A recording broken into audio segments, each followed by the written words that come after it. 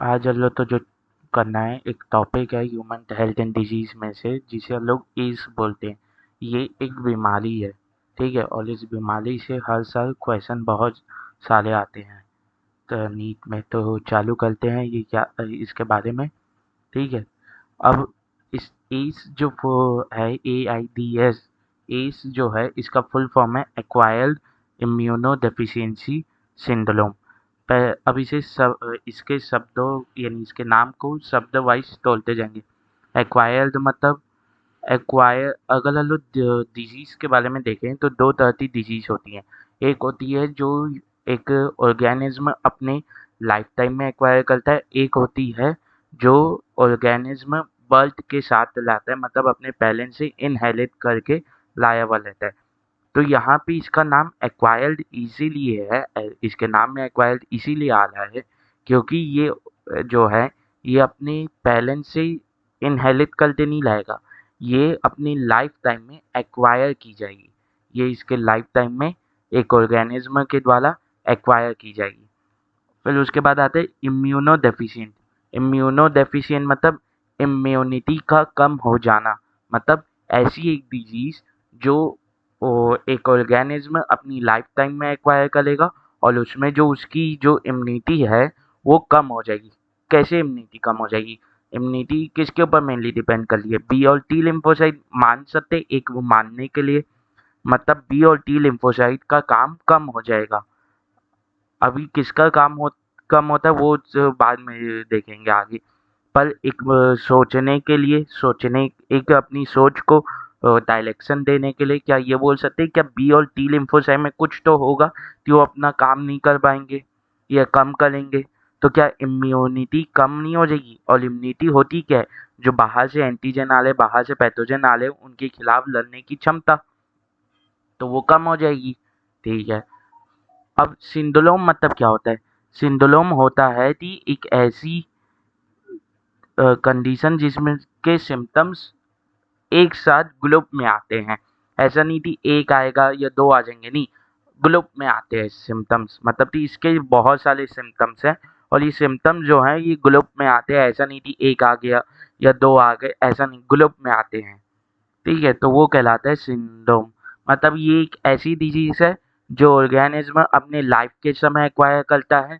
इसमें क्या होता है, इम्यूनिटी कम हो जाती है, प्लस इसके जो सिम्टम्स है वो ग्रुप में आते हैं। तो refer to the deficiency of immune system। deficiency of immune system मतलब immune system अपना अच्छे से काम नहीं कर पा रहा है। acquired during the lifetime of an individual। acquired during the lifetime of an individual मतलब वो अपने लाइफ टाइम के समय एक्वायर करता है। indicating that it is not a congenital disease। अब ये congenital disease क्या होती है? ये कॉन्जेनाइटल डिजीज ये वो डिजीज होती हैं जो एक ऑर्गेनिज्म बाय बर्थ अपने अंदर लेके आता है, मतलब वैसी डिजीजेस जो एक ऑर्गेनिज्म अपने पेरेंट से इनहेरिट करता है, उन डिजीज को बोलते हैं कॉन्जेनाइटल डिजीज। उन डिजीज को क्या बोलते हैं? Congenital disease. अब एक क्वेश्चन एक और आता है कि ये डिजीज है तो इसका कोई कॉजेटिव एजेंट भी होगा, तो वो कॉजेटिव एजेंट है क्या? वो है HIV।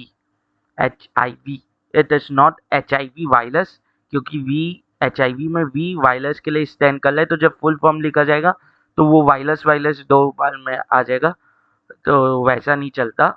तो इसका कॉजेटिव एजेंट क्या है? HIV। और उसका फुल फॉर्म क्या है?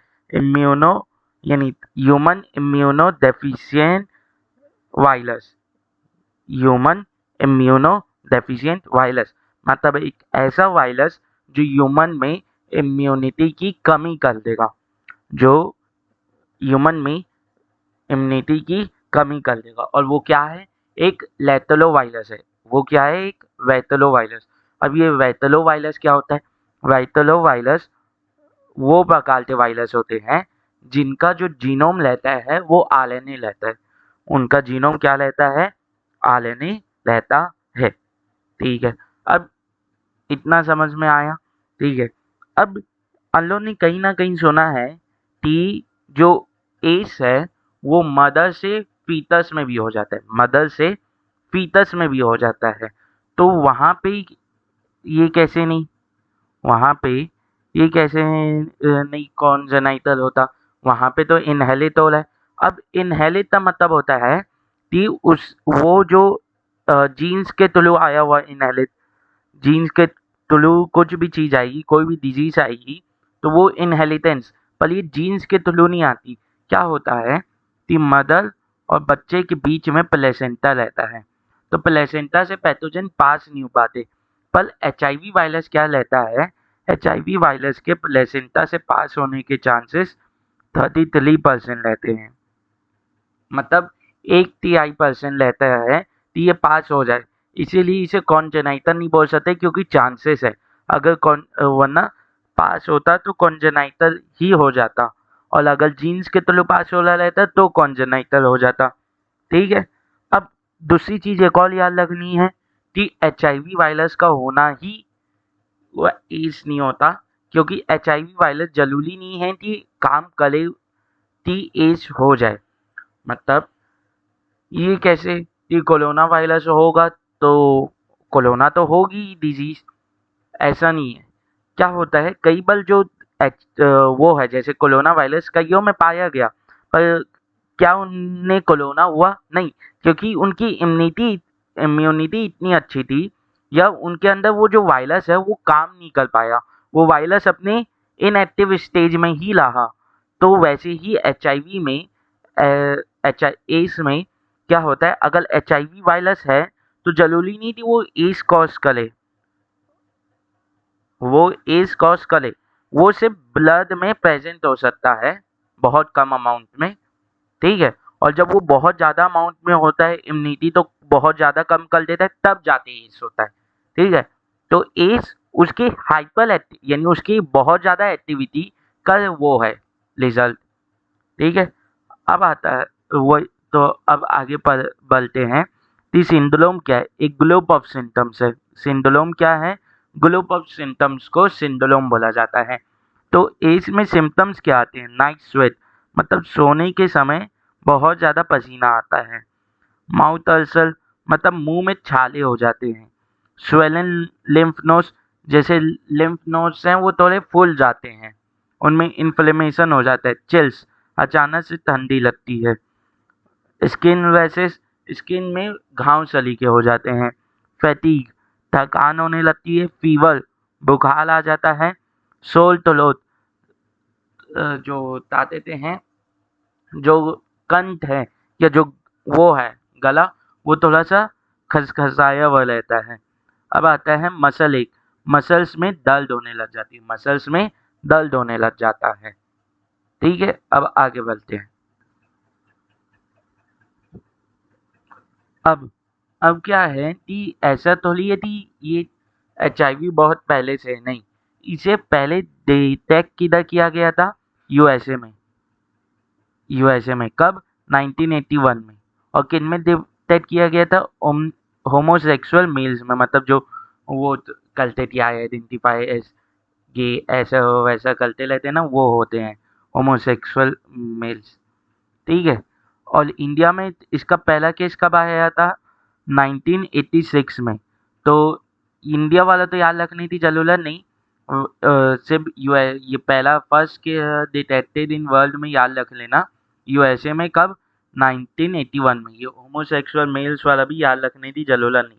ठीक है। अब 1986 में अगर और थोड़ा सा बताऊं, तो चेन्नई में डिटेक्ट हुआ था सबसे पहले, मतलब इसका फर्स्ट के रिपोर्ट किधर हुआ था? चेन्नई में। और जो ये जो 25 ईयर्स जो है, मतलब 1981 से 25 ईयर्स में इसने 15 मिलियन लोगों से भी ज़्यादा लोग मार दिए हैं। इसने 15 मिलियन लोगों से भी ज़्यादा लोग मार दिए। अगर मैं 15 मिलियन तो इंडियन नंबर सिस्टम के हिसाब से बदलूं, तो ये हो जाता है 2.5 करोड़। मतलब सिर्फ 25 साल में इसने 2.5 करोड़ से भी ज़्यादा लोगों को मार दिया है। कब से 25 साल? 1981 से, मतलब टिल 2000, टिल 2006 तक इसने 2.5 करोड़ लोगों से भी ज़्यादा लोगों को मार दिया है। तो अब तो ये 2006 का देता है, मतलब इससे आगे अभी 2024 तक और भी लोगों को मार लिया होगा, ठीक है।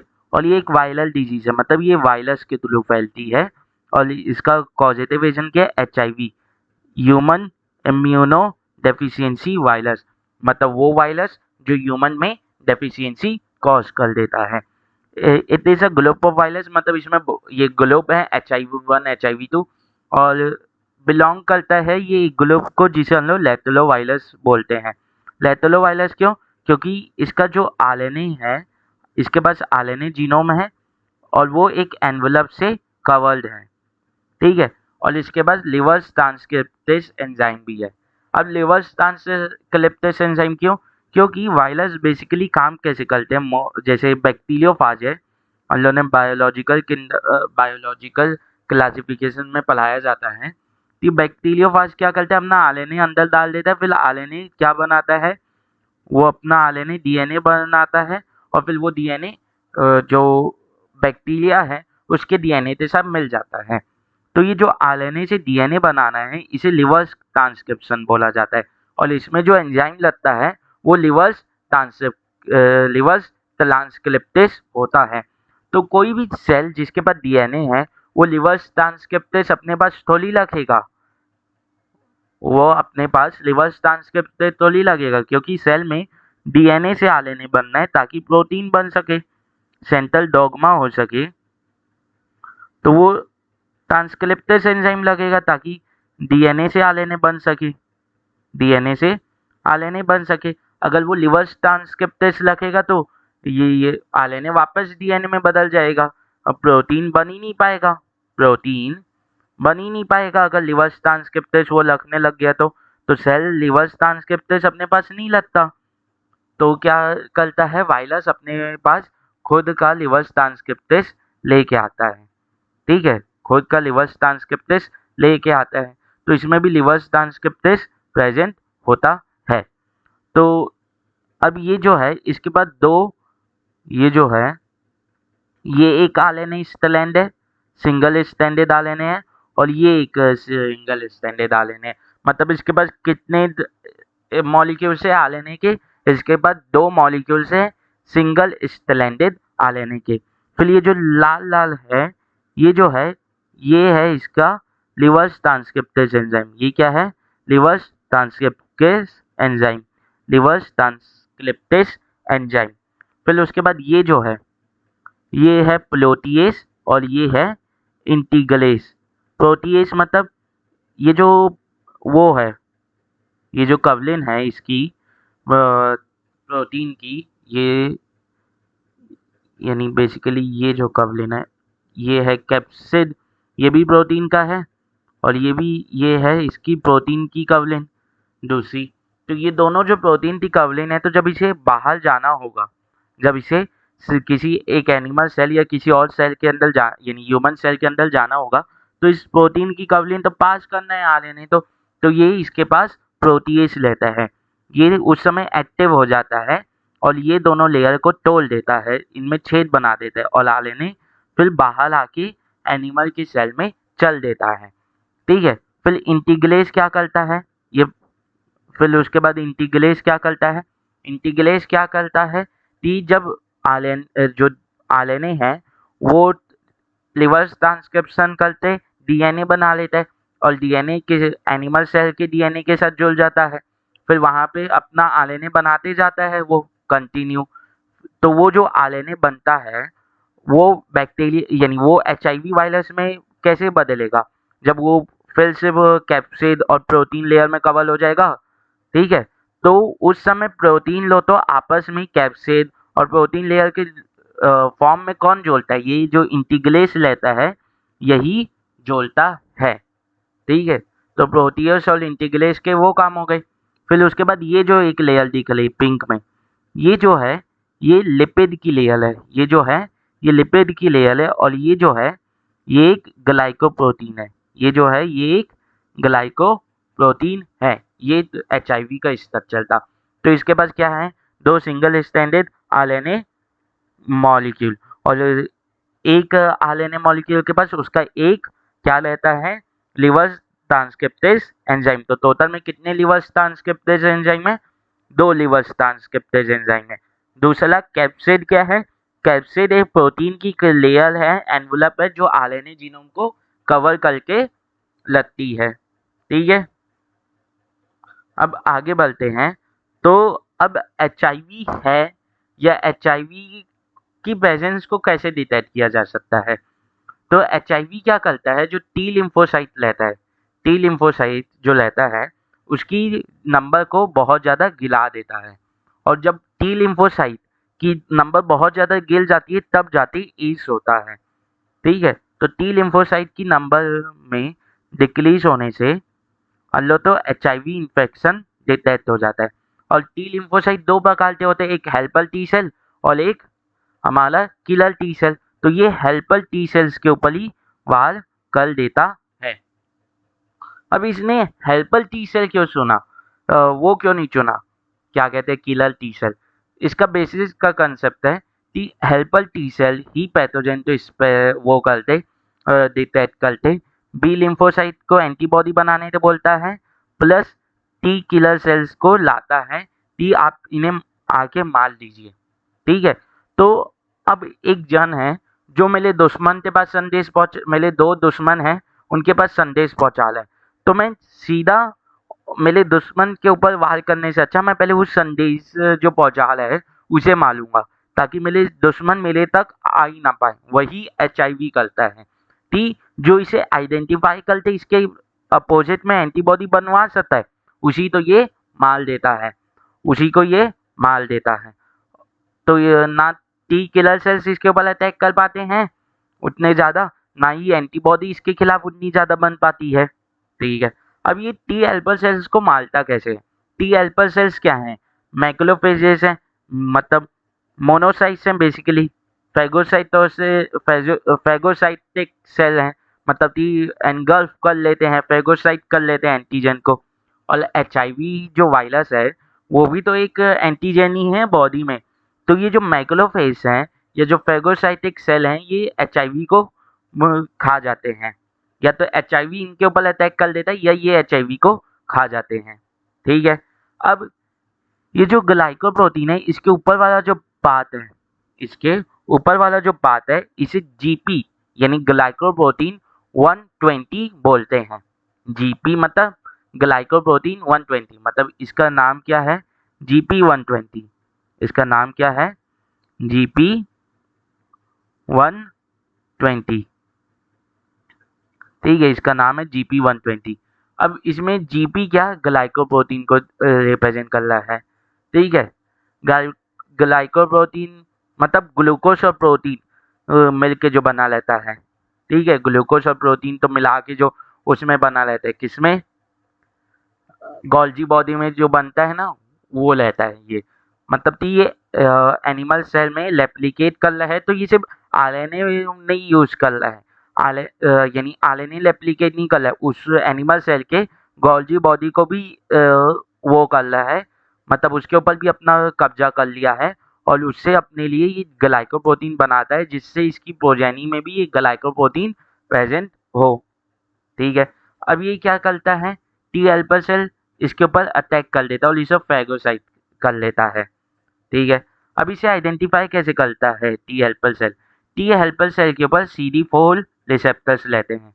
ये जो रिसेप्टर्स लेते हैं ये CD4 रिसेप्टर्स लेते हैं, CD4 रिसेप्टर्स लेते हैं। ये जो GP120 है इससे बाइंड कर जाते हैं, ये GP120 से बाइंड कर जाते हैं और इसे क्या कर लेते हैं, फैगोसाइट कर लेते हैं। इसे क्या कर लेते हैं, फैगोसाइट कर लेते हैं। अब ये आरएनए मॉलिक्यूल सेल के अंदर आ जाता है, ये आरएनए मॉलिक्यूल एनिमल सेल के अंदर आ जाता है, एनिमल सेल के अंदर आ गया।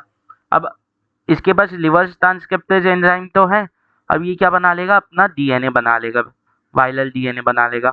ये वायरल डीएनए जो टी हेल्पर सेल का जो मेन न्यूक्लियस के अंदर डीएनए है उसके साथ जाके मिल जाएगा, उसके साथ जाके मिल जाएगा और क्या करने लगेगा, ट्रांसक्रिप्शन करने लगेगा। ट्रांसक्रिप्शन करने लगेगा तो इसका वापस से वायरल आरएनए बन जाएगा। अब ये वायरल आरएनए अपने प्रोटीन भी बना लेगा, अपने प्रोटीन भी बना लेगा, प्लस गोल्जी बॉडी तक यूज करते इसके GP120, GP41 ये सब बन जाएंगे।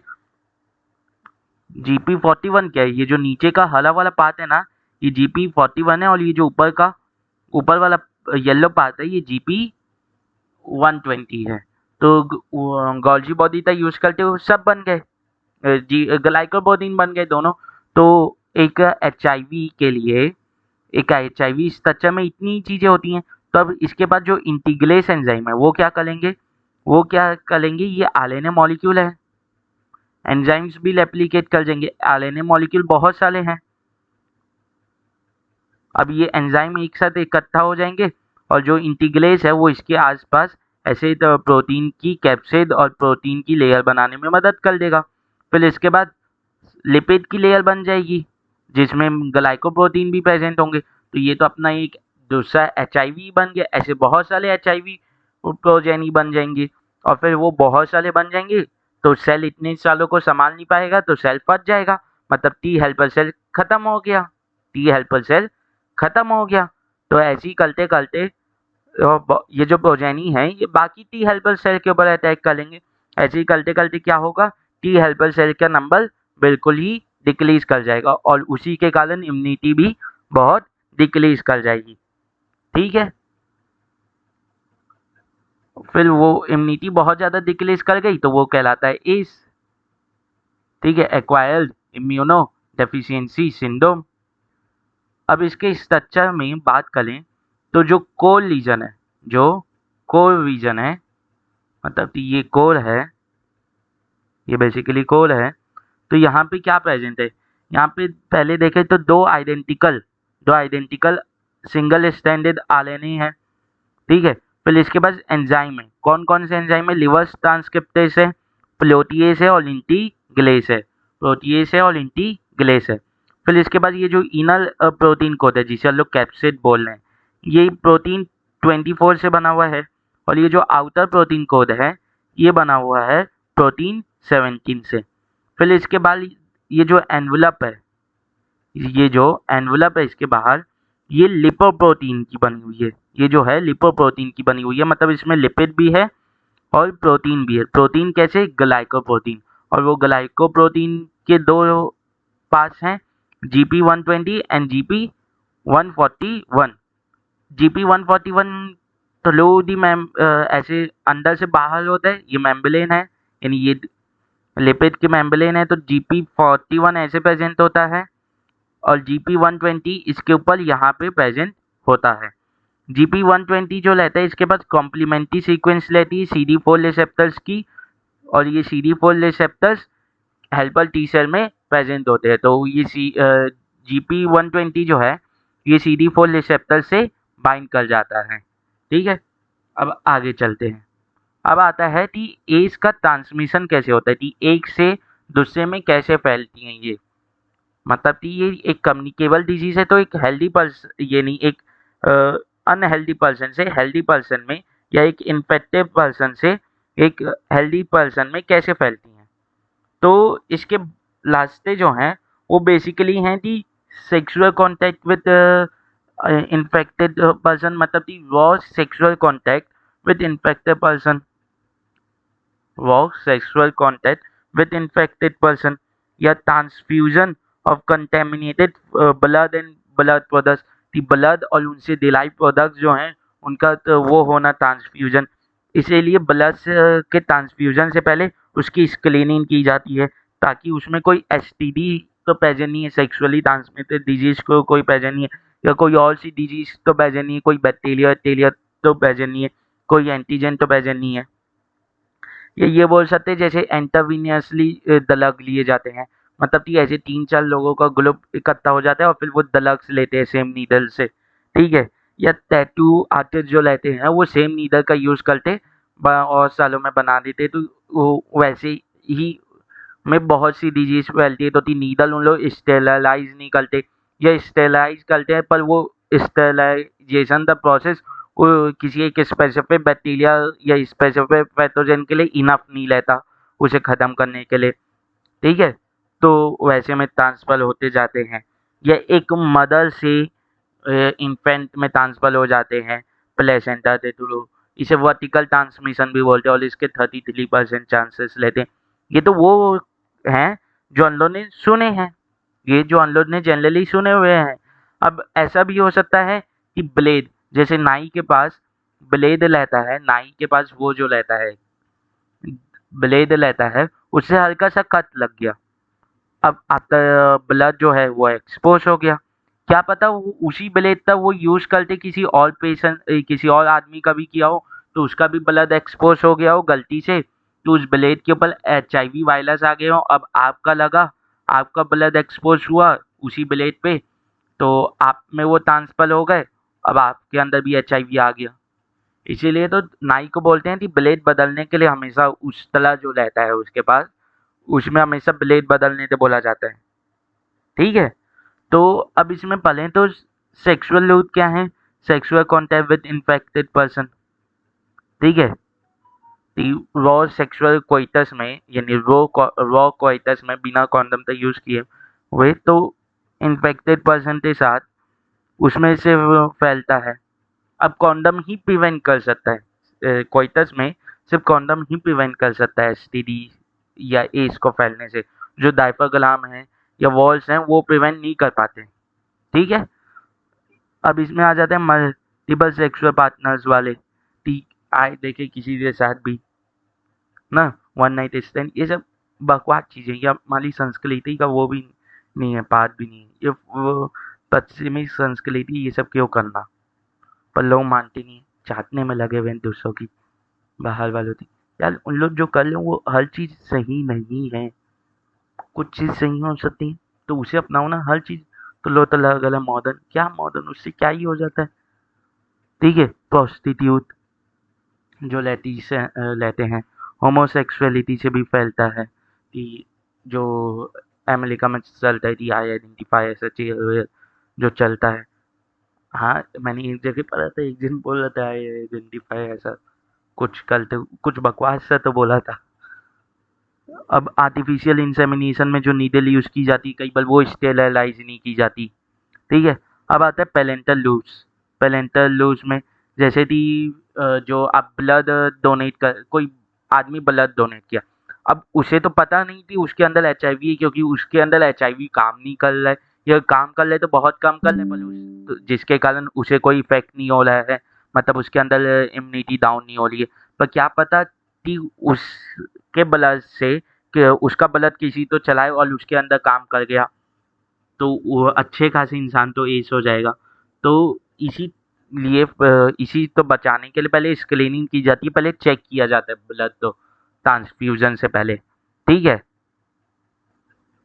मतलब blood contact due to unscreened blood, मतलब अनचेक ब्लड के ट्रांसफ्यूजन से, टैटूइंग से, इन्फेक्टेड और poorly sterilised dental instrument, dentist के भी स्टरलाइज या पुअरली स्टरलाइज डेंटल इंस्ट्रूमेंट से हो जाता है, या तलांस प्लेसेंटल लूल, मतलब कि प्लेसेंटा के होते, प्लेसेंटा से होते हुए। वैसे तो प्लेसेंटा से जो पैथोजेंस वो नहीं जा पाते, पर कुछ चांसेस जो लेते हैं, 1/3 चांसेस लेता है, मतलब 33% लेता है कि मदर से फीटस में चल दे, इसे वर्टिकल ट्रांसमिशन बोलते हैं। अब एक पोस्ट निकल ट्रांसमिशन भी होता है कि पार्चुलेशन के बाद जो वो होता है मदर से इन्फेंट जो रहता है, उसमें कोलोस्टम के थ्रू कई बार चल देता है। ठीक है, मोस्ट ऑफ द टाइम चल ही देता है कोलोस्टम के थ्रू। तो प्लेसेंटा से तो 33% चांसेस ही हैं, पर इससे बहुत ज़्यादा चांसेस है। अब एक क्वेश्चन आता है कि कौन से लोग हाई रिस्क में है, तो एनसीईआरटी की लाइन लिखती है कि वो लोग जिनके मल्टीपल सेक्सुअल पार्टनर्स हैं, जो ड्रग्स एडजेसेंट, जो ड्रग्स लेते हैं इंट्रावेनसली, इंट्रावेनसली मतलब ऐसे ग्लूप इकट्ठा हो जाते हैं और वो ड्रग एब्यूज करते, मतलब ड्रग लेते लेते हैं एक ही नीडल से। ठीक है, और who require repeated blood transfusion, जिन्हें रिपीटेड ब्लड ट्रांसफ्यूजन लेते हैं, मतलब जिन्हें, जैसे ये जो है ये चीज़ उनमें देखी जाती है, किसमें, जिन वो रहता है ब्लड कैंसल, तो उन्हें रिपीटेड ब्लड चलाया जाता है। ठीक है, या किसी एक्सीडेंट के नाम से आपको कुछ समय तक रिपीटेड ब्लड चलाया जा रहा है, तो कई बार कई बार डिटेन नहीं होता है बहुत कम अमाउंट में होने के कारण भी। यानी कि तुरंत उस आदमी के अंदर आया ही था और उसने तुरंत ब्लड डोनेट कर दिया और वो एक HIV जो है उस ब्लड के उसमें आ गया पैक में, और वो डिटेन नहीं हुआ और आप में चढ़ गया, तो आप में वो काम कर गया। तो ऐसे हो सकता है, ठीक है। या जो बच्चे HIV अफेक्टेड मदर को होते हैं उनमें हो जाता है, क्योंकि पास ऑन हो जाता है या तो कोलोस्टम के थ्रू या प्लेसेंटा के थ्रू, ठीक है। अब ये जो मैंने सेकंड पॉइंट बोला, ये जो है ये बहुत बड़ा इशू है, क्योंकि ड्रग्स एडिक्ट फैलते जा रहे हैं, ठीक है। जैसे आता मणिपुर में तो म्यांमार तरफ से आ रहे, पंजाब में पाकिस्तान तरफ से, दिल्ली में जो वो जो नाइजीरियन आए लेते हैं, उन लोग प्योर इसी काम के लिए आए लेते हैं, बहुत बार पकड़ाए भी हैं, ठीक है। ये जो अफ्रीका से आए लेते हैं, हर कोई नहीं, पर जो नाइजीरियन कंट्री है वो वहाँ से इसके अंदर पकड़ाता ही रहता है। अब कुछ मिसकंसेप्शन भी लेते हैं इसके बारे में कि एज जो है वो सिंपल टच से नहीं फैलता, ये मियल है, MERE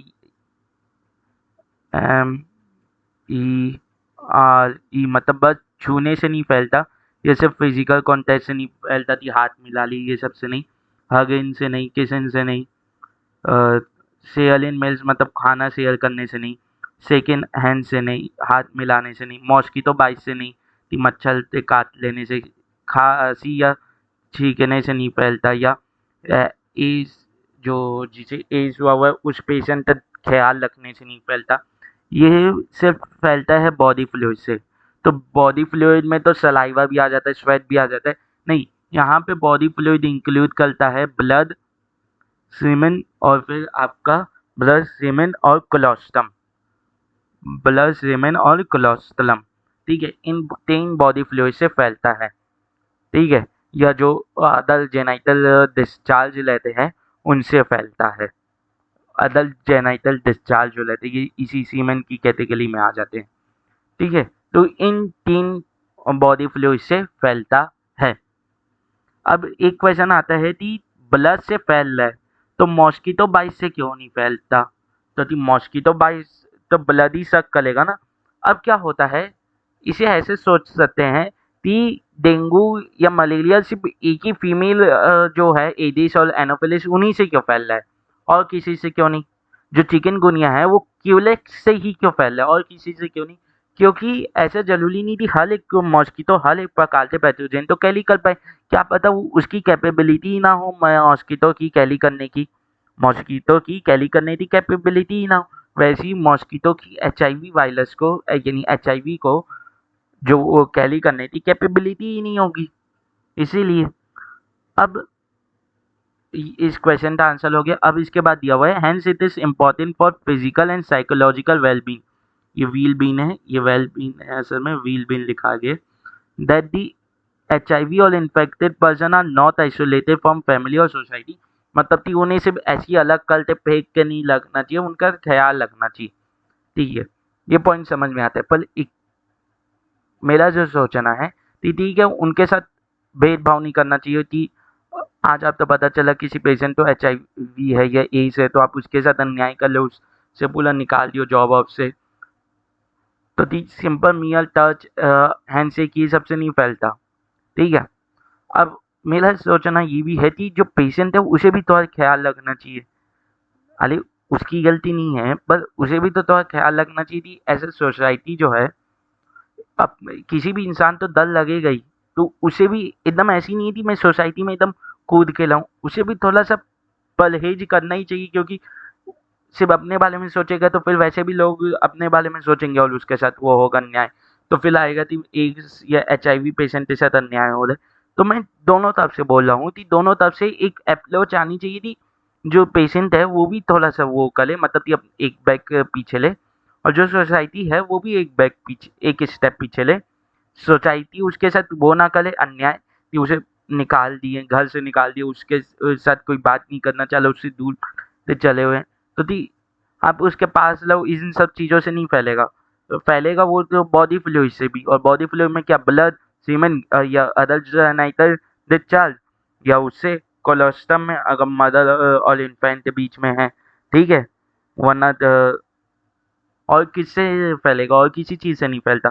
तो उसके साथ भेदभाव नहीं करो, पर एक जो पेशेंट है उसे भी थोड़ा सा सोच के चलना चाहिए कि सामने वाला अपने लक्ष्य तो करेगा ना, तो उसे भी थोड़ा सा सोसाइटी से हटना चाहिए, ये नहीं थोड़ा सा, एकदम थोड़ा सा कि एकदम ही कूदे कूदे ना करे जैसे पहले रहते थे।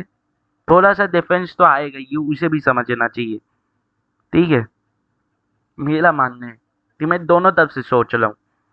अब आता है कि मैंने जो बोला थी कई बार क्या पता है एचआईवी आपके अंदर आ गया है पर वो नहीं हो रहा, मतलब कि वो अपना काम नहीं कर रहा या बहुत धीरे धीरे काम कर रहा है, बहुत धीरे धीरे काम कर रहा है या आप में इनएक्टिव स्टेज में पड़ा है, तो वही कहलाता है इंक्यूबेशन पीरियड।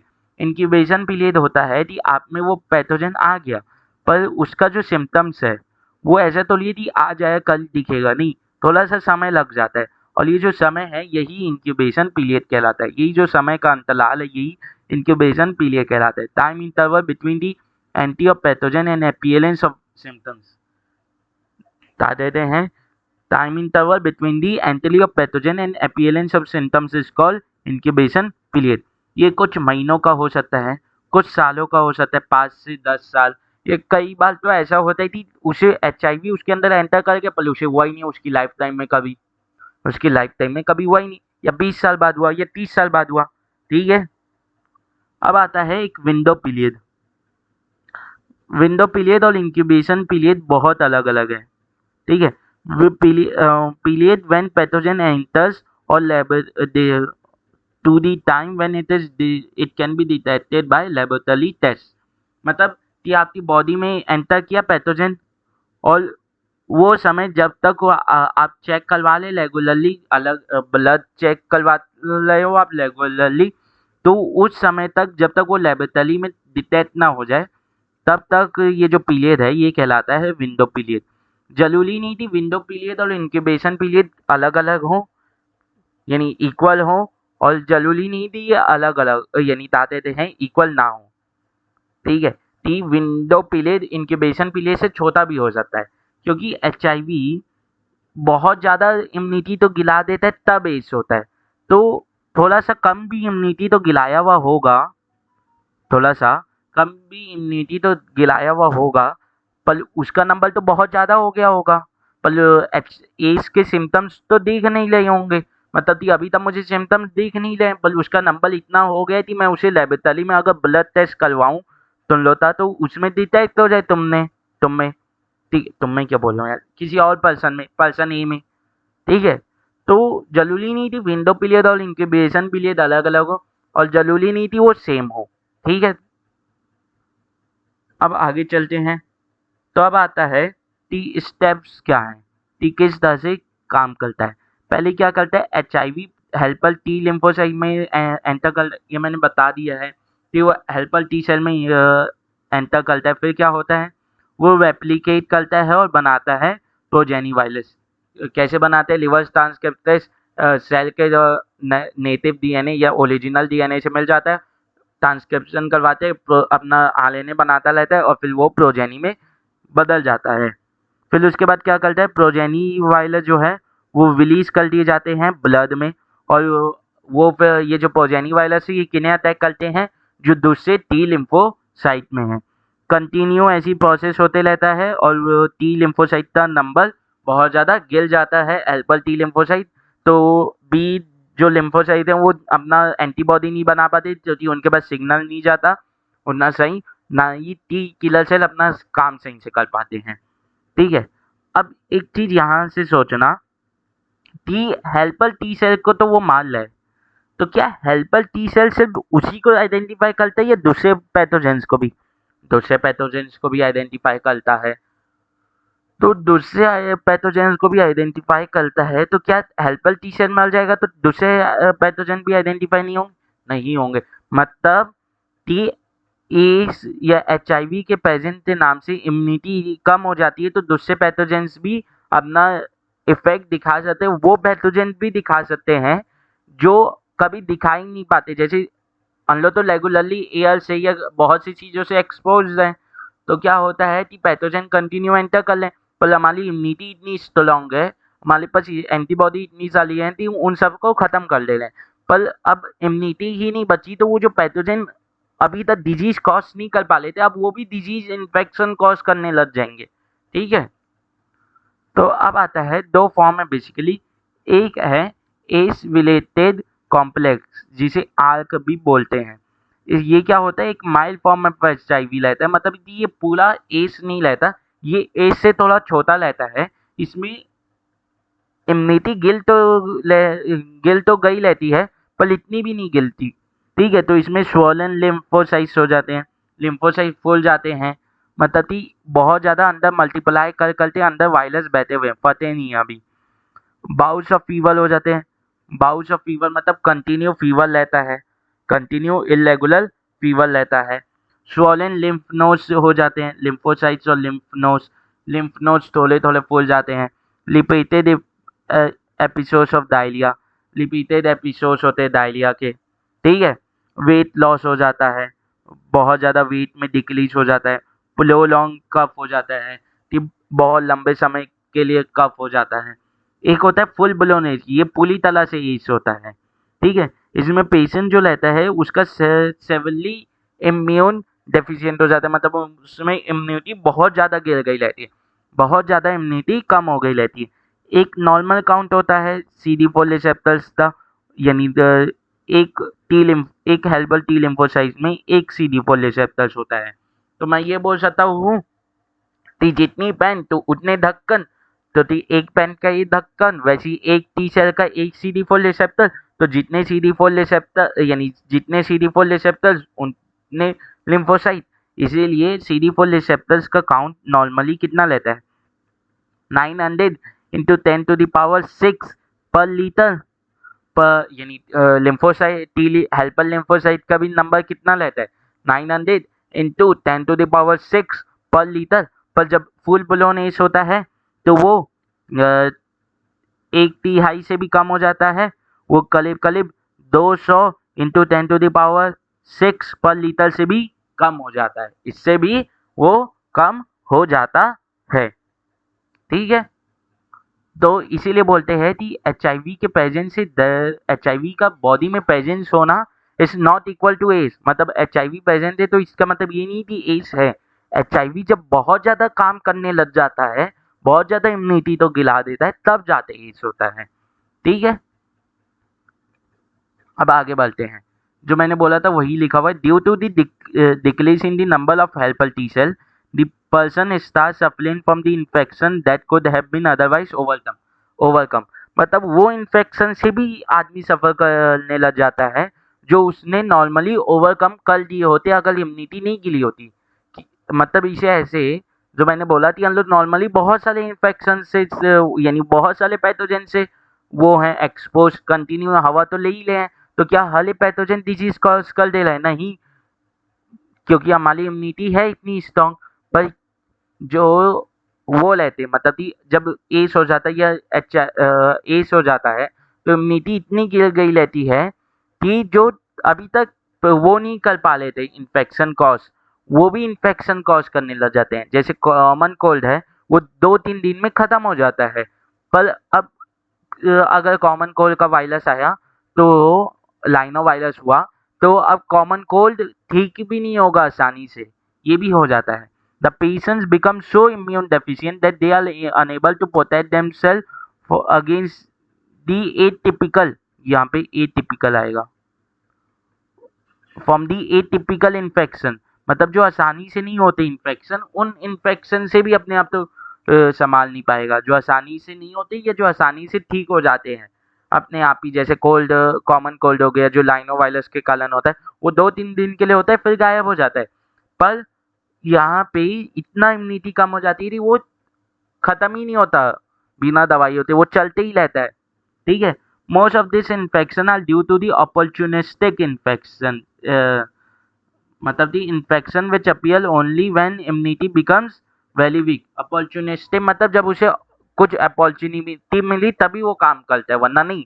मतलब यहाँ पे वो इन्फेक्शन जो तब अटैक कर, ऐसे तो अटैक नहीं करते, पर वो इन्फेक्शन तब आते हैं जब इम्यूनिटी बहुत ज़्यादा कम हो गई रहती है, जैसे वायरसेस जो दूसरे वायरस है, common cold, rhinovirus, tuberculosis by mycobacterium avium, ठीक है, कॉन्डियासिस ऑफ माउथ या oesophagus by fungus candida albicans, जो फंगस कैंडिडा एल्बिकन है उसके कारण कैंडियासिस हो जाता है माउथ या ईसोफेगस का। जो न्यूमोनिया न्यूमोनिया बैक्टीरिया के कारण होता है, पर यहाँ पे यानी ताते थे इम्यूनिटी इतनी कम हो गई रहती है एज के समय कि फंगस भी न्यूमोनिया कॉज कर देता है। तो इस फंगस का नाम क्या है?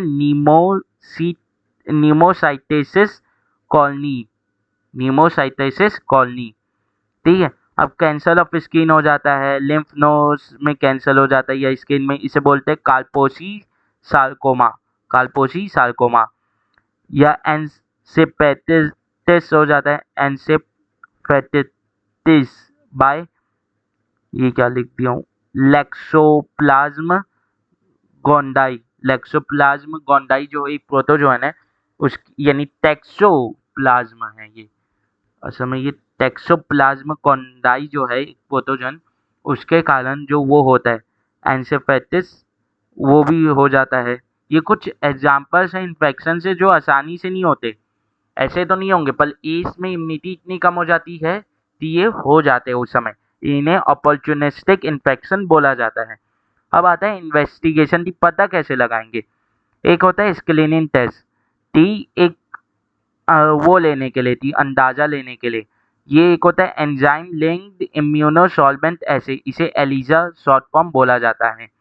एक होता है कंफर्मेटी, ये तो अंदाज़ा में लग गया, अब इसे कंफर्म करना है तो दूसरा टेस्ट किया जाता है, western blot test, which detects antibodies in patient serum, जो एंटीबॉडीज को डिटेक्ट करता है पेशेंट के सीरम में।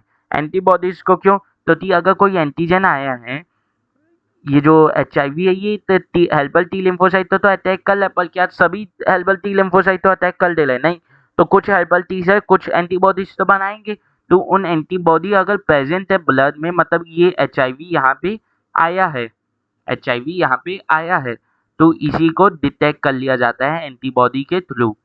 अब होता है ट्रीटमेंट, क्या होता है? एंटी रेट्रोवायरल ड्रग दी जाती हैं, पर ये कम्प्लीटली इफेक्टिव नहीं रहते। ये क्या करता है?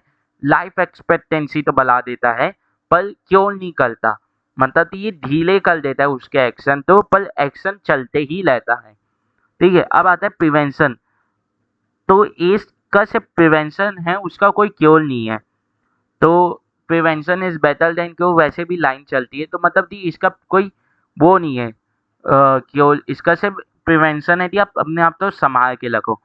अब आता है कि एज के प्रिवेंशन में स्टेप्स क्या हैं कि हम लोग तो बोल दिए थी प्रिवेंशन है, प्रिवेंशन की जा सकती है, इसका कोई क्योर नहीं है, तो प्रिवेंशन कैसे करें? तो जो नाको है, मतलब नेशनल एज सेंट्रल ऑर्गेनाइजेशन, ये जो है ये एज के कंट्रोल के ऊपर चेक लगती है कि एज को ज़्यादा ना फैलने दे, सोसाइटी में अवेयरनेस प्रोवाइड करती है। कुछ एनजीओस भी रहती हैं जो लोगों को एजुकेट करते हैं HIV के इन्फेक्शन के लिए अबाउट में, और उसके फैलने को रोकते हैं, और ये भी बताते हैं कि प्रिवेंशन ही इसका क्योर है, ठीक है। और फिर अगर आप तो हो गया तो इसे ट्रीट कैसे किया जा सकता है कि आप तो एक एंटी रेट्रोवायरल ड्रग दिया जा सकता है, अगर आप तो हो गया तो आप तो कैसे लेना है, या सोसाइटी तो कैसे बिहेव करना चाहिए, ये सब के बारे में भी अवेयर करते हैं। WHO भी नंबर ऑफ प्रोग्राम चलाते हैं, मतलब वर्ल्ड हेल्थ ऑर्गेनाइजेशन है, वो भी बहुत सारे प्रोग्राम चलाते हैं ताकि HIV इन्फेक्शन के ऊपर एक चेक लगा जा सके। मतलब कैसे? उसने ये एक लॉ लाया कि ब्लड बैंक से पहले उसका स्क्रीनिंग की ही जाएगी, वरना एक्सेप्ट नहीं होगा वो ब्लड, मतलब कि ब्लड बैंक को HIV से फ्री किया, क्योंकि पहले अनस्क्रीन ब्लड भी रखा जाता था, फिर उसने किया परमानेंट कि अब स्क्रीन हुआ ब्लड ही ब्लड बैंक में आएगा, वरना नहीं आएगा। इससे क्या हुआ? स्क्रीनिंग के समय HIV पता चलने लग गया, ठीक है। तो क्या होता है कि ये हो जाता है कि अब HIV फ्री ब्लड बैंक होने लग गए, ठीक है। Ensuring the use of only disposable needle या syringes in public and private hospitals और clinic, पहले के समय क्या होता था कि डॉक्टर के पास जाते थे तो पीछे अगर छोटा क्लिनिक है तो पीछे आपको उबलता हुआ दिख जाता था कंटेनर में, सिलिंग जो वो लेते थे इंजेक्शन गर्म पानी में। फिर उसके बाद यूवी लेस के बॉल्स में वो लाए हुए दिख जाते थे कि वो बोलते थे कि स्टेरलाइज कर लें। तो अब क्या होता है कि क्या पता कई बार स्टेरलाइजेशन पुअरली हो, उतने अच्छे से ना हो, तो क्या बोलते हैं कि अब यूज एंड थ्रो करो। ठीक है, अब यूज एंड थ्रो करो। फ्री डिस्ट्रीब्यूशन ऑफ कॉन्डम्स, तो दी कॉन्डम्स ही सेल्फ प्रिवेंट करते हैं एसटीडीज, तो जो डायफ्राग्राम में वॉल्स ये सब प्रिवेंट नहीं करते, क्योंकि जो जेनाइटल डिस्चार्ज है वो वैसे ही मिक्स हो गए रहते, यही सिर्फ प्रिवेंट कर पाता है। अब होता है कंट्रोलिंग ड्रग एब्यूज, ड्रग के एब्यूज को रोकते हैं। ठीक है, ड्रग के एब्यूज को रोकते हैं यानी कंट्रोल करते हैं। वैसे ही उन लोग ड्रग का इस्तेमाल है और ये इंटरवीनियसली ड्रग लेने से और मरते रहते हैं। ठीक है, और सोसाइटी तो में गंदगी फैलाते रहते हैं।